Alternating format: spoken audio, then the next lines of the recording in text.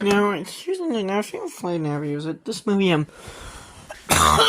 this movie actually had a really, troubled production history. It actually had a complicated, complex history. It was actually kind of a troubled, it actually had a pretty troubled, quite a troubled production. It actually began life as a movie that was initially to be made by a Norwegian company called Viking Films.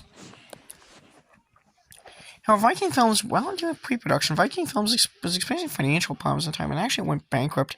So Disney actually swooped in and actually saved this movie. They only did pay for worldwide get distribution rights in major territories. They also helped further fund this movie after Viking Films went under. This movie was originally meant to be a Norwegian production, but just had Disney got involved, so made a lot of changes. You know, after Disney got involved in this movie, I believe one of the executives at Disney, I don't know which executive, I think it was either Michael Eisner, at the time was actually head of Disney. At that point, he had recently been promoted to head of Disney 2 years prior. A year before the Flight Navigator was in production. Yeah, of course, taking up them after when around that time Ron Miller was at that time he inherited the position of being head of Walt Disney from his father, of Walt Disney Pictures from his father-in-law, Walt Disney himself. Now Roy Miller at that time.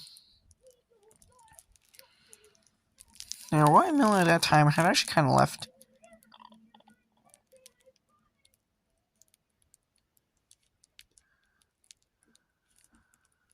Now Roy Miller at that time had actually been kind of.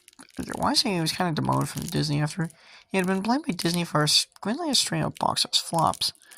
Roy Miller famously was actually the man who actually convinced Disney to greenlight a division that was taking more adult-oriented films that being Touchstone Pictures.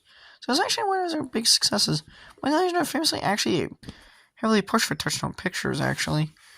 Because the other Disney executives actually didn't like the idea of doing a studio dedicated to releasing adult films, thinking it would actually hurt their reputation, if even ever hurt their family-friendly image. Now this movie, when it came out, it met with a lot of mixed. It was kind of met with mixed reviews from critics. And yeah, it bombed at the box office. Disney, from what I can tell, they didn't really market this movie. It got kind of limited marketing from Disney. Usually, Disney's advertising with this movie was, from what I can tell, was kind of out of whack.